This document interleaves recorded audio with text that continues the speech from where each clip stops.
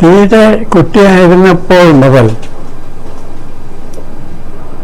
എനിക്ക് ഉണ്ടായിരുന്ന ഒരു ചിന്ത,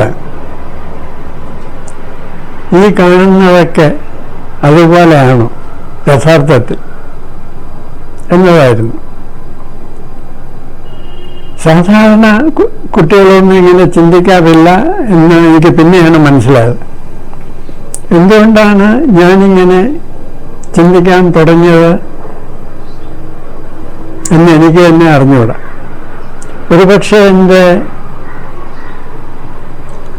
വലിയച്ഛൻ്റെ ഇൻഫ്ലുവൻസ് ആയിരിക്കാം. അദ്ദേഹവും സുഹൃത്തുക്കളും കൂടെ ഫിലോസഫിക്കൽ ഇഷ്യൂസ് ചർച്ച ചെയ്തിരുന്നു. ഒരുപക്ഷെ ഇത് കേട്ടതുകൊണ്ടായിരിക്കാം ഈ കാണുന്നതൊക്കെ അങ്ങനെ തന്നെ ആണോ, ഇതിന് പുറകിൽ മറ്റെന്തെങ്കിലും ഉണ്ടോ എന്നൊക്കെ ഞാൻ ചിന്തിക്കാൻ തുടങ്ങി.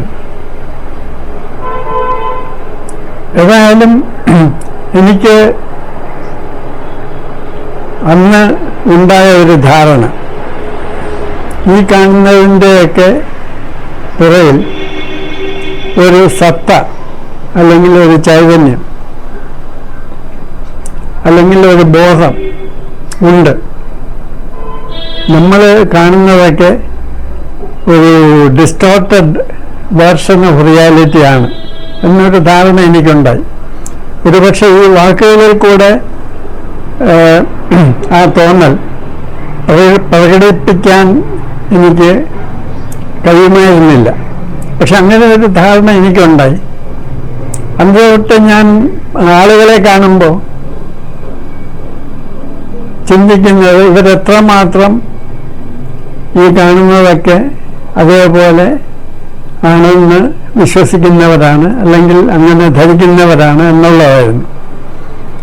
ഞാൻ മനഃശാസ്ത്രം പഠിച്ചതിന് ശേഷം ഞാനൊരു ടെസ്റ്റ് ഉണ്ടാക്കി. ഞാൻ ആദ്യം ഉണ്ടാക്കിയ ഒരു ടെസ്റ്റാണത്, മെറ്റീരിയലിസം സ്പിരിച്വലിസം സ്കെയിൽ.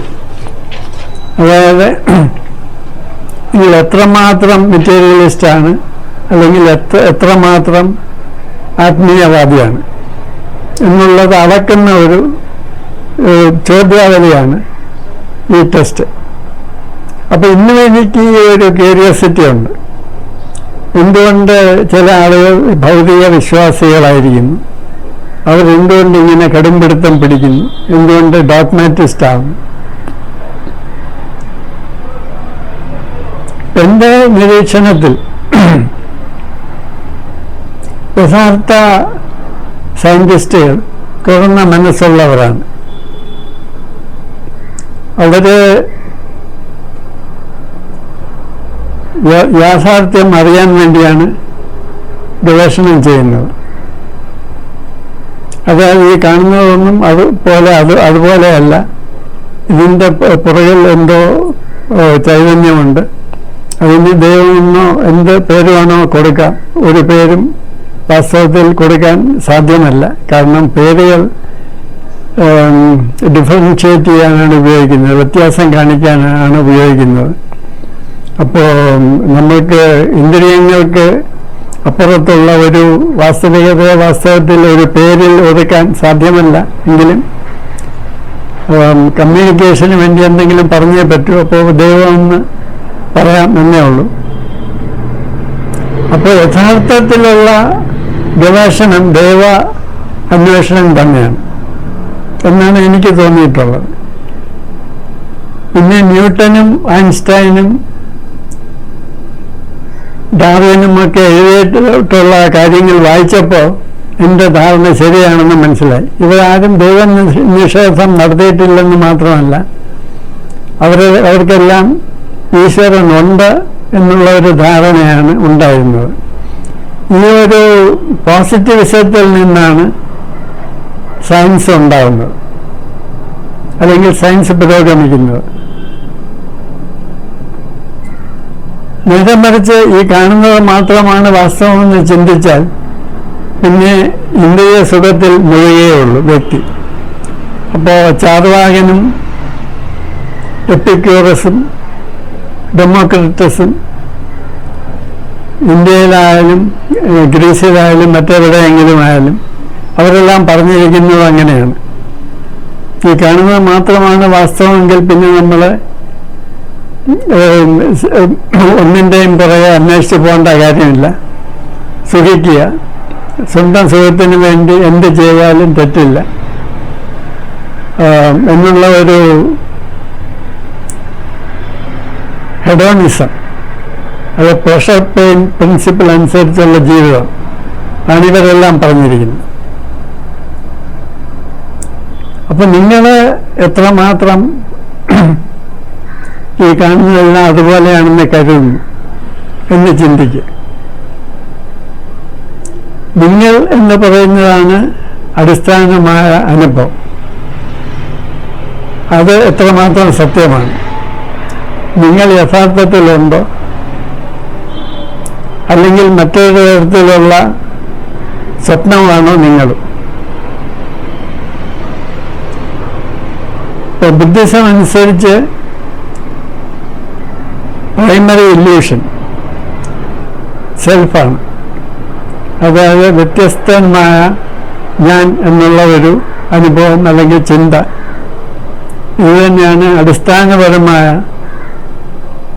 മായ. അതിൽ നിന്നാണ് മറ്റെല്ലാ മായകളും ഉണ്ടാകുന്നത്.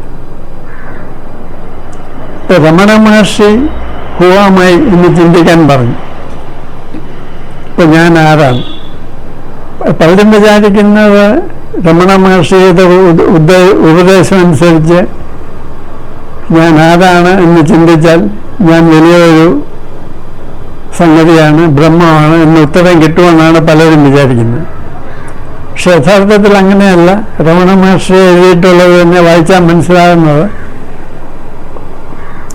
ഭൂവാമായി എന്ന് ചിന്തിച്ചാൽ അവസാനം ഐ ഇല്ലാതാകുകയാണ് ചെയ്യുന്നത്. അതോടെ നമ്മളുടെ ഭയവും ഇല്ലാതാകുന്നു, മനസ്സും ഇല്ലാതാകുന്നു. പിന്നെ അവശേഷിക്കുന്നതാണ് ശുദ്ധബോധം. അപ്പം നമ്മൾ ശുദ്ധബോധമായി തീരുകയല്ല, പിന്നെ ശുദ്ധബോധം മാത്രമേ ഉള്ളൂ, നമ്മളില്ല. അവിടെ സമയവുമില്ല, സ്ഥലവുമില്ല. അപ്പം സ്ഥലകാലങ്ങളുടെ അപ്പുറത്തുള്ള ശുദ്ധബോധം, അതാണ് വാസ്തവികത എന്നുള്ള തിരിച്ചറിവാണ്. അതാണ് സത്യം എന്നുള്ള തിരിച്ചറിവ് ഉണ്ടാകുന്നു. അപ്പൊ ചുരുക്കി പറഞ്ഞാൽ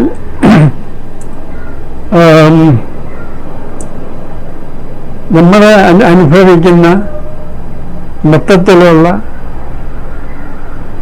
പ്രപഞ്ച അനുഭവം, അതിൻ്റെ സത്യാവസ്ഥയെപ്പറ്റി ചിന്തിക്കും. അതിൻ്റെ സത്യാവസ്ഥയെപ്പറ്റി ചിന്തിക്കുമ്പോൾ ഈ കാണുന്നതൊന്നും അങ്ങനെയല്ല. ഇത് നമ്മളുടെ തലച്ചോറ് സൃഷ്ടിക്കുന്ന ഒരു മായക്കാഴ്ചയാണ്. അപ്പം ഇത് സ്വപ്നമാണെന്നല്ല ഞാൻ പറഞ്ഞു വരുന്നത്. സ്വപ്നം ഒരു ലെവലാണ്, നമ്മളുടെ ദൈനംദിന വാസ്തവികത വേറൊരു ലെവലാണ്. പക്ഷേ ഇത് സ്വപ്നം പോലെ വേറൊരു ലെവലിൽ യഥാർത്ഥമല്ല എന്നുള്ള ഒരു തിരിച്ചറിവ് നമുക്ക് ഉണ്ടാകാൻ സാധ്യതയുണ്ട്. അങ്ങനെയാണ് നമ്മൾ എല്ലാ മതങ്ങളും പല പേരുകളിൽ പറയുന്ന വാസ്തവികതയിൽ എത്തുന്നത്. അപ്പോൾ സ്വർഗരാജ്യം നിങ്ങളുടെ ഉള്ളിൽ തന്നെയാണ് എന്ന് ബൈബിളിൽ പറയുന്നു.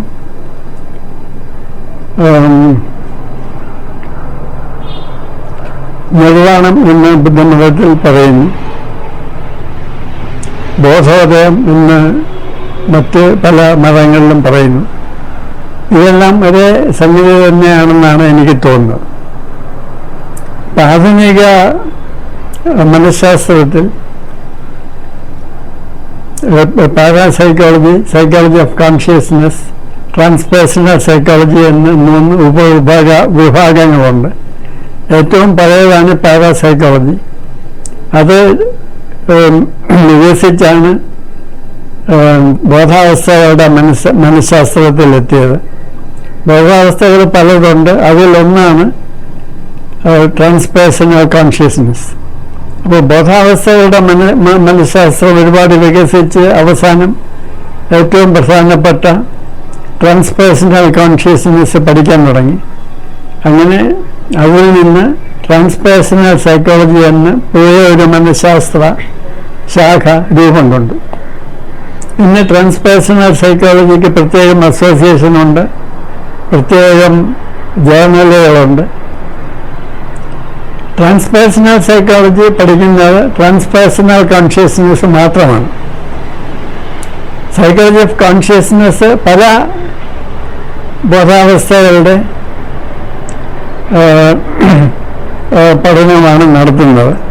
ഇപ്പോൾ waking state, dreaming state, dreamless state, പിന്നെ മയക്കുമരുന്നുകൾ ഉണ്ടാക്കുന്ന ബോധാവസ്ഥ, പാത്തോളജിക്കൽ സ്റ്റേറ്റ്സ്, ഇങ്ങനെ പല സ്റ്റേറ്റുകളെ പറ്റി പഠിക്കുന്നു. ഏറ്റവും പ്രധാനപ്പെട്ട സ്റ്റേറ്റായിട്ടുള്ള ട്രാൻസ്പേഴ്സണൽ കോൺഷ്യസ്നെസ്സിനെ പറ്റി മാത്രം പഠിക്കുന്ന മനഃശാസ്ത്ര ശാഖയാണ് ട്രാൻസ്പേഴ്സണൽ സൈക്കോളജി. ട്രാൻസ്പേഴ്സണൽ എന്ന് പറഞ്ഞാൽ വ്യക്തിഗതമല്ലാത്ത ബോധം, അതായത് ഞാൻ എന്നുള്ള സങ്കല്പം ഇല്ലാതെയുള്ള ബോധം.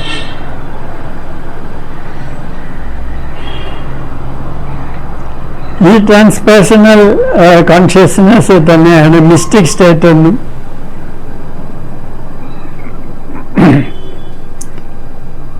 നിർവാണം എന്നും ഒക്കെ അറിയപ്പെടുന്നത്.